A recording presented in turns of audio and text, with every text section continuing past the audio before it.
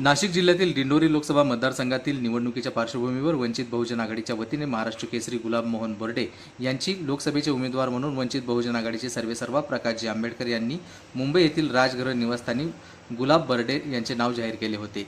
येऊ घातलेल्या 2024 या लोकसभेच्या निवडणुकांसाठी अनेक पक्ष त्यांची ताकद लावून पक्षाच्या हिताचे मजबूतीकरणाचे व पक्षाच्या वाढीसाठी संघटन करून आपला पक्ष कसा पुढे येईल यासाठी अनेक प्रयत्न करताना आपण सत्तेमध्ये कसे बसू यासाठी जोमाने प्रयत्न करीत असल्याचे दिसून येत आहे।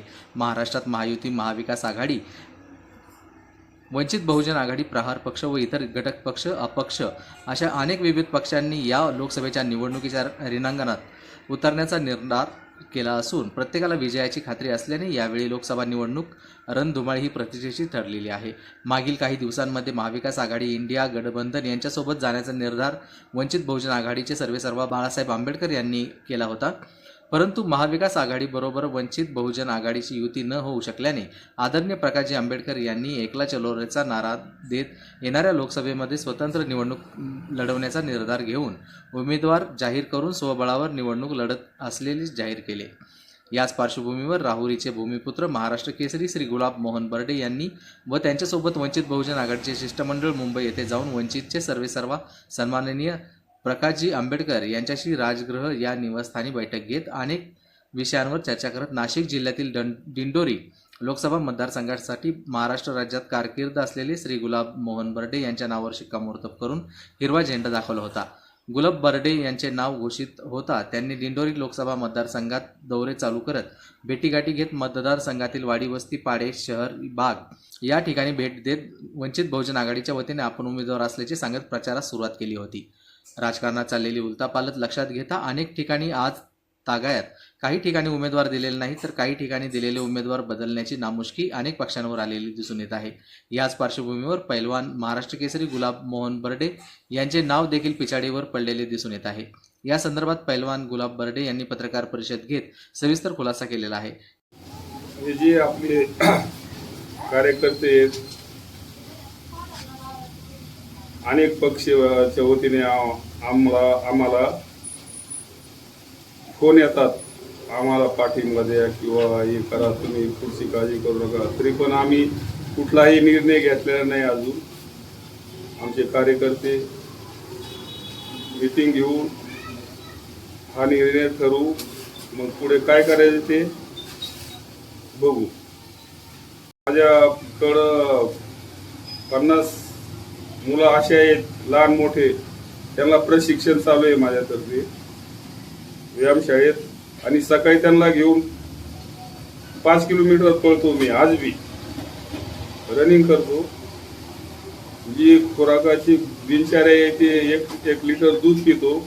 आजार पण हे मला म्हणजे अजून आयुष्यात माझे आलेले नाही, तर मी अनफिट कसा आणि कुणी दिलं आता त्या पक्षाचं नाव आता घेत नाही मी, पण मला फोन करतात असं करू तसं करू, तुम्ही काळजी करू नका, पण आम्ही कुठलाही निर्णय घेतलेला नाही आतापर्यंत।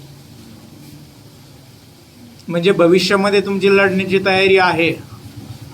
हो, माझी लढण्याची इच्छा आहे, माझ्या कार्यकर्त्यांची आहे, समाज बांधवांची आहे, इतर समाजाची आहे की गुलाब बर्डे आमच्या मतदारसंघामधून निवडून यावा आणि एक नामांकित पैलवान महाराष्ट्र केसरी म्हणून त्यांनी आमच्या मतदारसंघामध्ये उभं राहावा ही साऱ्यांची इच्छा आहे।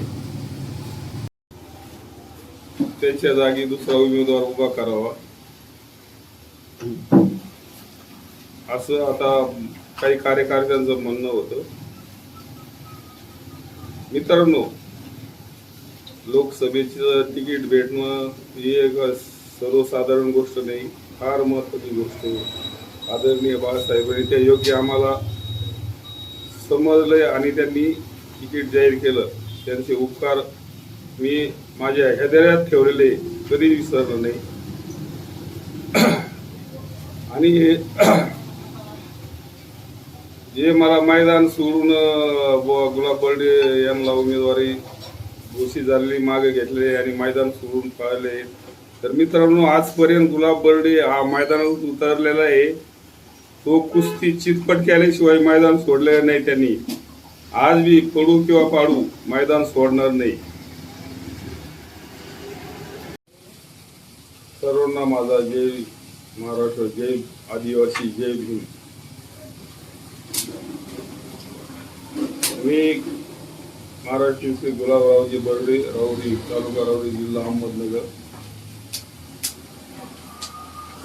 सर्वांना प्रथम मी आदरणीय वंचित पक्षाचे पक्ष प्रमुख बाळासाहेब आंबेडकर साहेब यांचे मनापासून आभार मानतो, आभार व्यक्त करतो की माझ्यासारख्या गरीब आणि आदिवासी भिल्ल समाजाचा विचार करून त्यांनी जी जबाबदारी माझ्यावर टाकली होती आणि मला तिकीट जाहीर केलं लोकसभेचं, त्याच्याबद्दल आमच्या समाजाच्या वतीने आणि माझ्या कार्यकर्त्याच्या वतीने त्यांना शतशः धन्यवाद आणि त्यांचे आभार मानतो.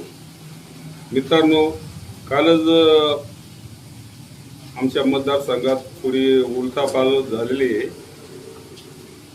आणि त्याचं कारण असं की बाबा मला अनफिट दाखवलेलं आहे का बाबा गुलाब बर्डे काही कार्यकर्त्यांच्या मुळे किंवा त्यांचं नाव न घेता मी चर्चा करतो की बाबा मला अनफिट दाखवलं, ते आजारी येत आणि ते प्रचार करू शकत नाही. मला जे कालच्या पत्रकामध्ये आणले मधुमेह झालेले ते प्रचार करू शकत नाही, कोणी दिले कोणी नाही त्यांचं काही मला माहीत नाही आणि कशा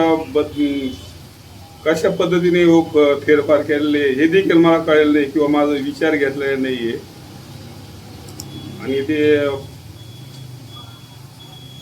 अनाभित गोष्ट झालेली आहे, तर त्याचा देखील खुलासा करणं गरजेचं आहे. तुमची भावी वाटचाल काय असेल? तुम्ही थांबणार की लढणार? कोणत्या पक्षांकडून लढणार किंवा तुमच्यासाठी तुम्ही असं वेगळं काही नियोजन करून ठेवलेलं आहे का?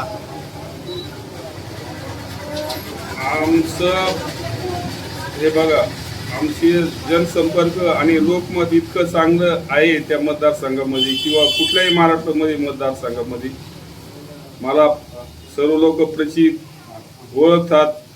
माझ्याबद्दल सर्व ठिकाणी आपुलकी आणि त्या मतदारसंघातून एवढा प्रतिसाद भेटू राहिला मला. माझा समाज सोडून अनेक दुसरा समाज, मराठी असो, मुसलमान असो, इतर ओबीसी समाज असो, अगदी बरं झालं तुम्ही आमच्या मतदारसंघात आले. आमच्या फार अख्ख्या घरदारात तुम्हाला मतदान होईल, काळजी करू नका. म्हणजे एवढा प्रतिसाद. आणि मला वाटतं वंचित करून नक्कीच लोकसभेची जागा जिंकली असते आम्ही, पण आज बी इच्छा आहे माझी.